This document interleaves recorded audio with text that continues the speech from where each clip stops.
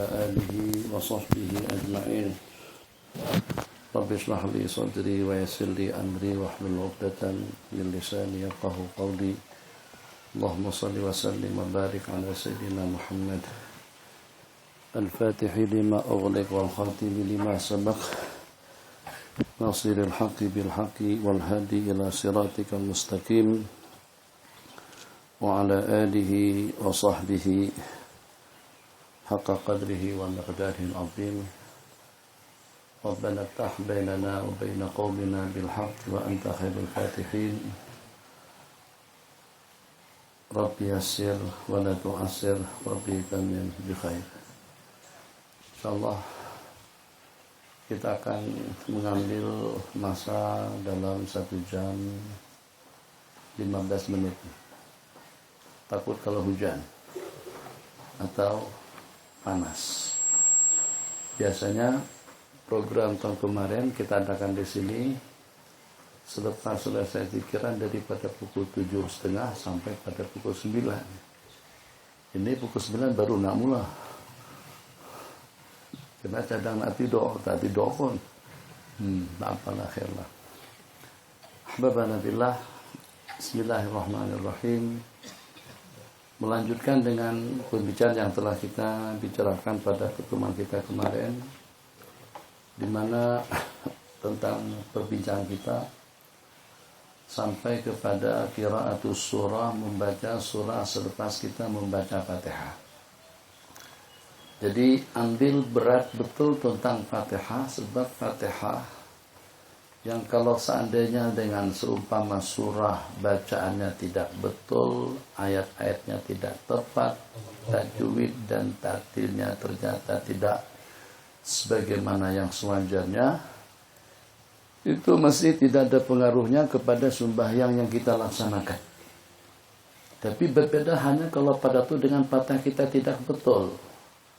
Sah dan tidaknya sembahyang bergantung kepada bacaan Fatihah. Nabi kita bersabda, la salata liman lam yaqra bi Fatihatil kitab, tidak sah sembahyang atau tidak sempurna menurut ulama Hanafiyah bagi seseorang yang tidak membaca Fatihatul kitab yang dimulai dengan basmalah sampai kepada waladhdallin amin.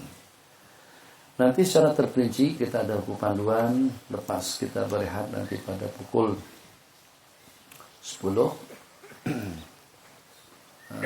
Rehat dalam setengah jam, 10.30 kita sambung balik, atau 11 kita akan sambung sampai zuhur. Jadi kita akan berkailulah insyaallah pada pukul 10 ke pukul 11, 1 jam. Kita ada panduan buku tentang bacaan yang dibaca selepas kita membaca Fatihah, untuk yang dibaca pada waktu subuh, pada waktu zuhur, pada waktu asar, pada waktu maghrib dan juga pada waktu isya.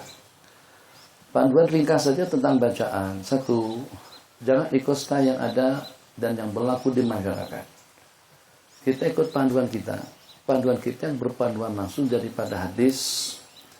Hadis-hadis yang banyak memuat tentang bacaan-bacaan pada waktu kita sembahyang. Di dalam kitab Sunan At-Tirmidzi, di dalam kitab Sunan Abi Daud, atau dengan kitab seumpama Mishkatul Masabih itu lebih lengkap. Jadi panduan secara sederhana. Selepas kita baca pada ghairil maghdubi alaihim waladdallin amin, selesai. Jadi kalau kita imam berhenti sejenak. Sejenak itu dalam berapa lama? Kira-kira makmum di belakang itu boleh selesai membaca Fatihah sampai habis baru kita baca surah. Jadi jangan keburu-buru. Jangan langsung disambung. Kalau sambung berarti orang itu tak pernah ngaji. Kalau pernah ngaji tidak amal. Kalau amal berarti tidak betul. Kenapa? Sebab supaya bacaan daripada imam tadi itu dapat diikuti makmum. Mau tidak baca surah. Jadi surahnya imam itulah yang akan menjadi surah kepada makmum. Nabi kita bersabda, qiraatul imami qiraatul man khalfah. Bacaan imam, bacaan kepada makmum-makmum yang di belakang. Kalau imam bacanya cepat, ghairil maghdubi alaihim waladdallin amin. Bismillahirrahmanirrahim. Idza jaa nasrullahi wal fath. Imam baca surah, makmum baca Fatihah. Jadi bila makmum mendengar bacaan imam, Nah, jadi karena itu disunatkan bagi imam selepas baca Fatihah jangan langsung baca surah, senyap dulu. Tak paham senyap diam. Tak paham diam, jangan ada bunyi. Jadi kita imam menyibukkan diri kita dengan apa saja. Terserah nak berdoa ke Rabbil firli wali walidayya, Rabbana la tuzigh qulubana, Rabbana hab lana min azwajina, Rabbana innana sami'na munadiyan yunadi lil iman an aminu bi rabbikum fa amanna, Rabbana atina min ladunka rahmah, Rabbana hab lana min azwajina. Terserah mau doa yang mana satu. Kita sibukkan diri kita dengan doa di saat makmum di belakang sedang membaca Fatihah. Ingat nih, belajar. Nanti kita jadi imam.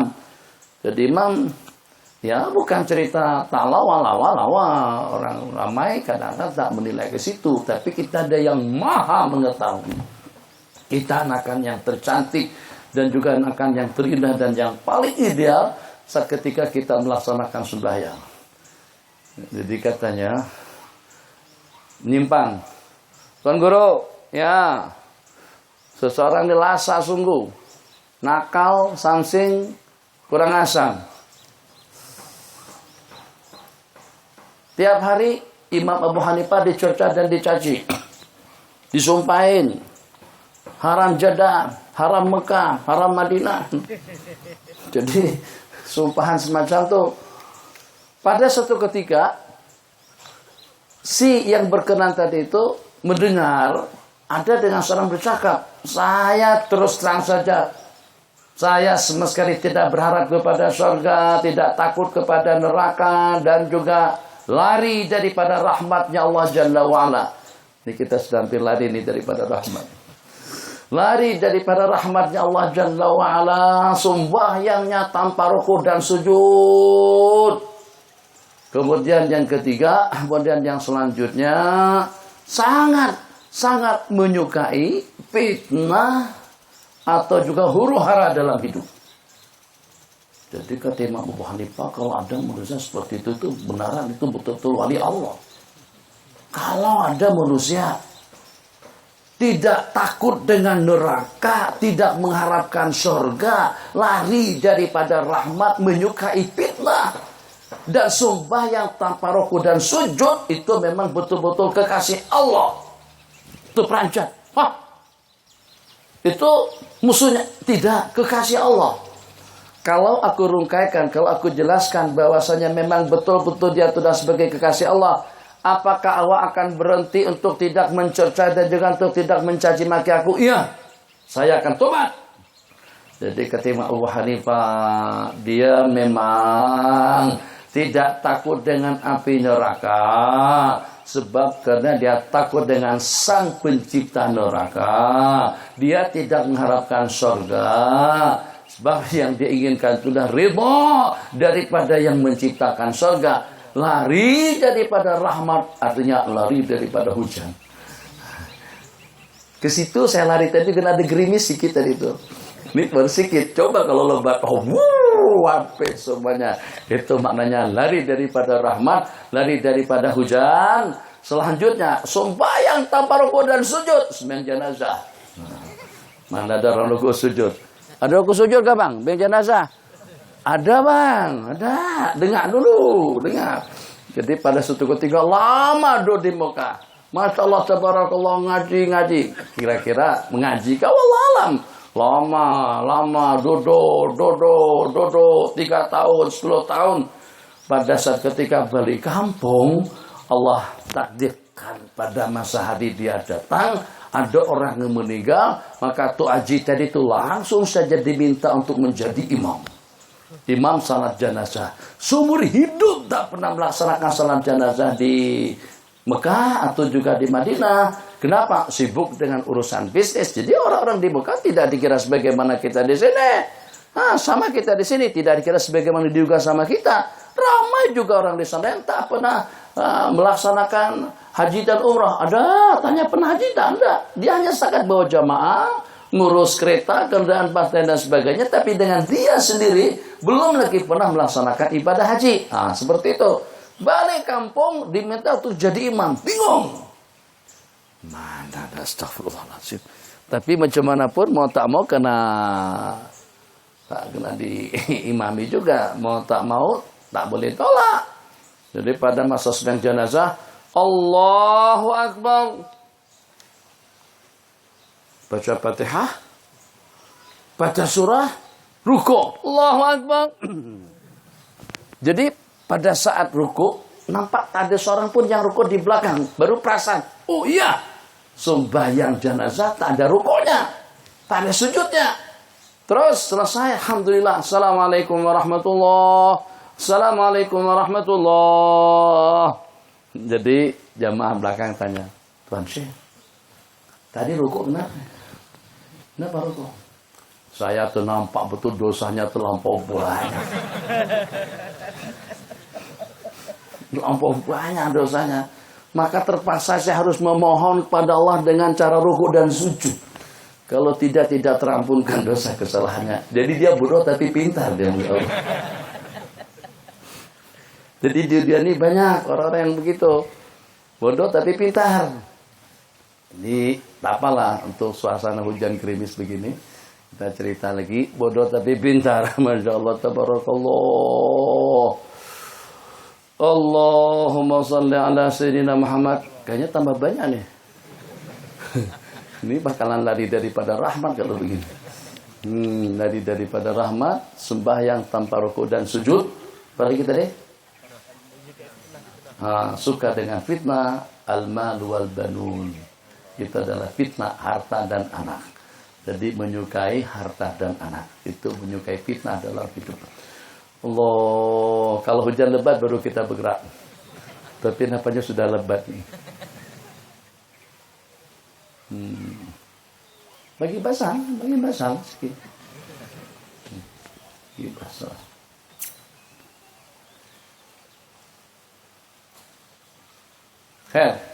Kita sampai kepada sujud. Lepas sujud kita lari.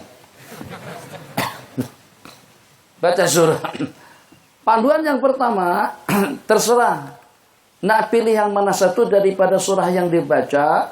Yang penting pada waktu kita membaca surah, usahakan surah yang dibaca itu dibaca sampai habis. Yang pertama. Jangan cerita lawan cantik, indah, bagus. Yang penting bagaimana agar lawan cantik, indah, dan bagus di sisi Allah. Sebab Allah yang bagikan balasan bukan makhluk.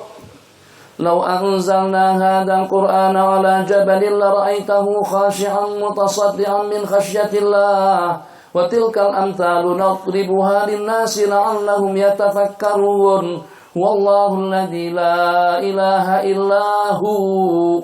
Terus sambung, itu memang nampak kelihatan lawa. Ambil sekerat daripada surah yang ini, sekerat daripada surah yang sana. Apalagi kalau kita bacakan surah yang kira-kira makmum tidak ada yang hafal. Ya kalau pada itu kita tersalah pun tidak ada yang menegur. Waladhdallin amin. Innal ladzina amanu wa 'amilus shalihati sayaj'alu lahumur rahmanu wudda. Fa innama yassarnahu bilisanika litubashshira bihil muttaqina wa tunzira bihi qauman ludda.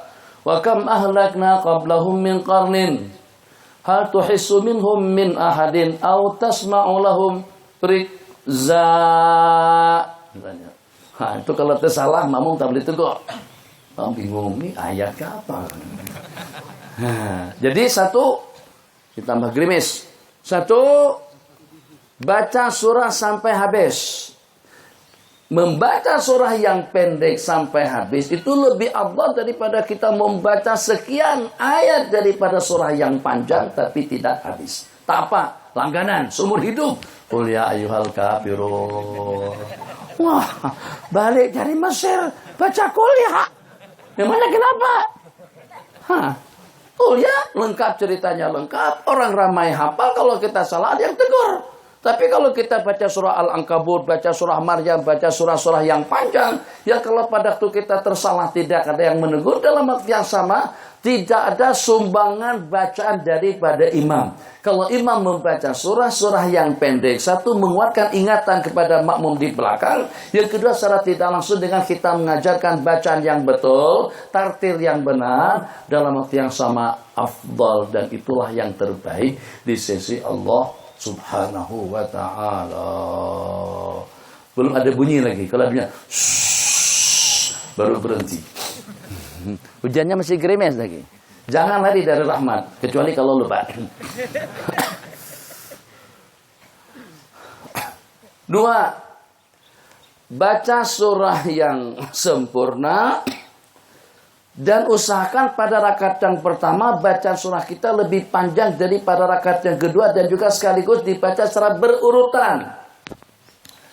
Rakaat pertama, Bismillahirrahmanirrahim, wadduha wallaili idza saja ma wadda'aka rabbuka wa ma qala, dan seterusnya. Rakaat yang kedua, waladdallin. Amin. Bismillahirrahmanirrahim. Apa sambungannya?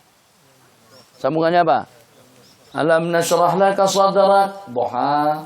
Alam nashrah. Rakaat pertama baca duha, rakaat keduanya wajin. Rakaat pertama kita baca wasyamsi wadduhaha, rakaat keduanya kita baca walaili idza yaghsha. Rakaat pertama kita baca qul ya ayyuhal kafirun, rakaat keduanya kita baca idza jaa nasrullah. Rakaat pertama kita baca qul a'udzu birabbil falaq, rakaat kedua kita baca qul a'udzu birabbin nas. Rakaat pertama baca qul a'udzu birabbin nas, rakaat kedua bingung.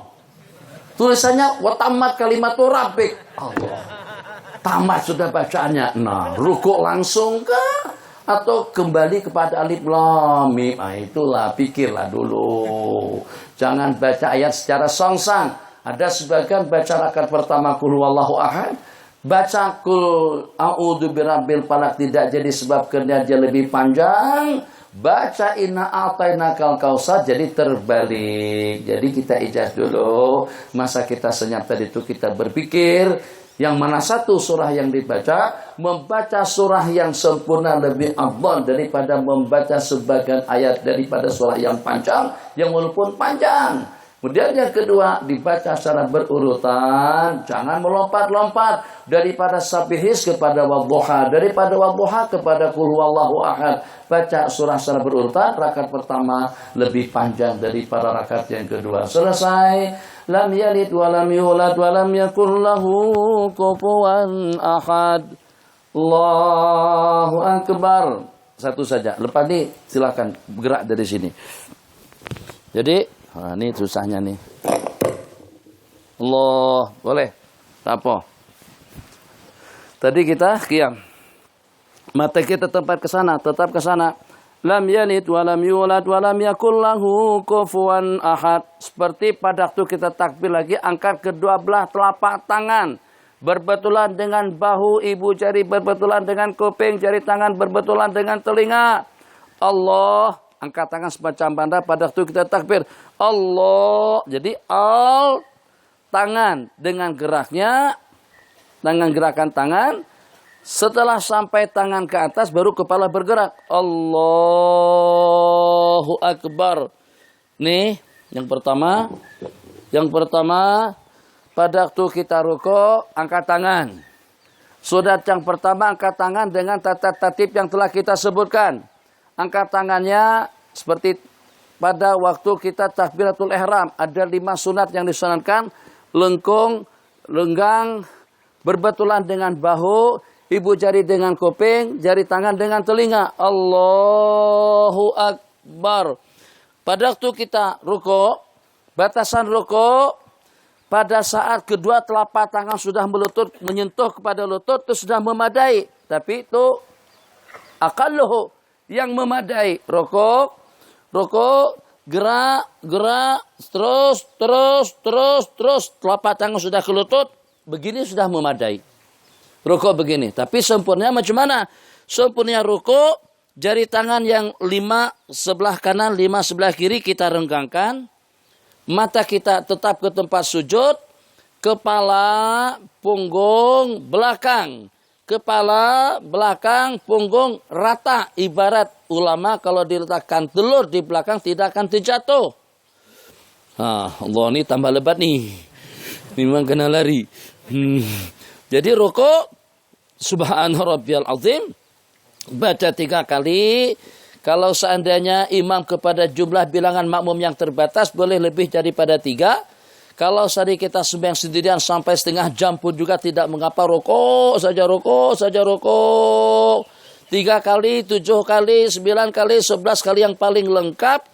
Kembali mata ke tempat sujud, jari tangan direnggangkan, tabrikan wasatan, pertengahan, jangan terlalu lebar, jangan dikumpulkan, mata ke sana, i'tidal, seperti pada waktu kita akan rukuk. Sami Allahu liman hamidah, Rabbana walak. Jangan digoyang.